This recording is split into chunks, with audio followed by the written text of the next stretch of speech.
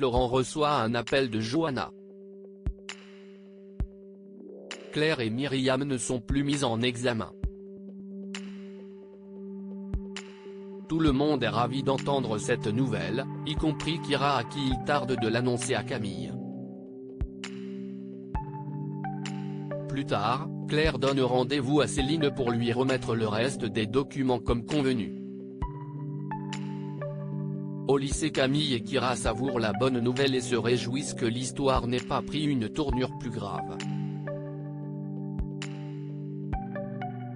De son côté, Myriam annonce à Elisabeth que Céline a retiré sa plainte.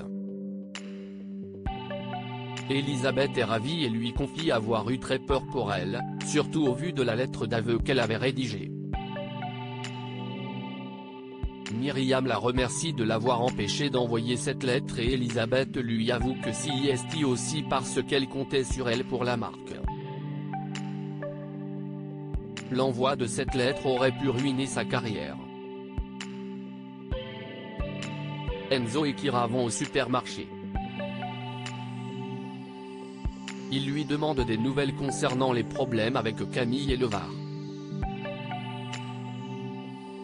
Kyra ne s'étale pas trop mais lui répond que tout est réglé grâce à Claire qui a tout géré. Enzo veut que Kyra sache qu'elle n'est plus toute seule et qu'elle a maintenant un frère sur qui elle peut compter. À l'hôpital, Claire fait son grand retour. Hélène et Janet l'accueillent chaleureusement et Janet l'invite à reprendre le travail le lendemain. Cependant, la chef insiste sur le fait que ce type d'incident ne doit plus se reproduire. Dans le cabinet de Levar, Strassen prend les documents. L'affaire est désormais close mais Maître Strassen suggère à Levar de changer de coffre et de le faire encastrer. Myriam attend Céline devant son domicile pour lui remettre un accord avec une association de défense de l'environnement. Elle leur lègue les terres de Violette pour y construire une réserve naturelle et que personne ne puisse construire dessus. Myriam assure à Céline qu'elle n'a fait que respecter la volonté de Violette et qu'elle n'a jamais voulu rafler son héritage. Céline fait savoir à Myriam qu'elle ne lui pardonnera jamais. Alex suit Jade et son nouveau complice Julie propose à Jade une promenade à la plage, mais celle-ci refuse et prétexte un rendez-vous avec un pote. Cette excuse laisse Alex perplexe et une fois au commissariat, il fait croire à Manu qu'il doit s'absenter pour un bilan médical. En réalité, Alex souhaite se rendre dans le magasin qu'il a vu dans l'historique de recherche de Jade. Muni d'un appareil photo, il se rend à l'endroit et il y trouve Jade et son pote qui se promènent dans le parking afin de repérer les caméras de vidéosurveillance.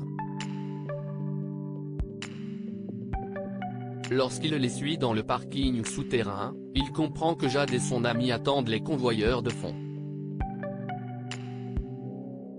De retour au commissariat, Alex passe les photos de l'ami de Jade dans un logiciel de reconnaissance faciale sur lequel il finit par être identifié. Il s'appelle Arneuf Faublanc et a un casier judiciaire long comme le bras. Alex apprend par Myriam que les charges de Céline ont été abandonnées.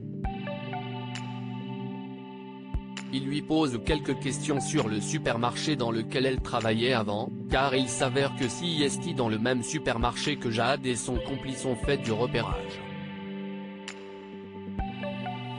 Manu récupère Camille pour le week-end car Laetitia, Shirley Bousquet, part avec Serge à Carcassonne. Laetitia affirme à Manu qu'elle trouve Camille plus mature une fois rentrée à la maison. Alex demande aux filles ce qu'elles ont fait de leur journée. Il invente qu'un de ses collègues plombiers a été arrêté par la police pour avoir volé des bijoux chez un client à plusieurs reprises. Jade demande à Alex s'il peut lui présenter son collègue mais Alex prétend qu'il a perdu ses coordonnées car les juges sont sévères avec les récidivistes. Jade lui répond que les juges sont tous des cons, comme les flics. Plus tard, Julie demande à Alex à quoi rimait ce numéro. Il essaie de lui expliquer mais elle n'est pas convaincue. Julie veut que Alex laisse Jade tranquille. Si celle-ci retournait en prison, elle ne lui pardonnerait jamais.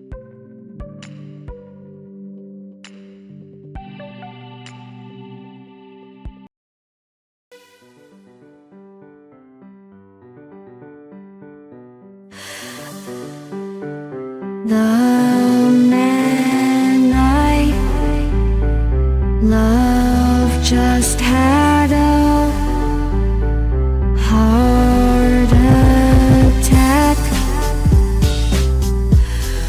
but who needs a heart attack?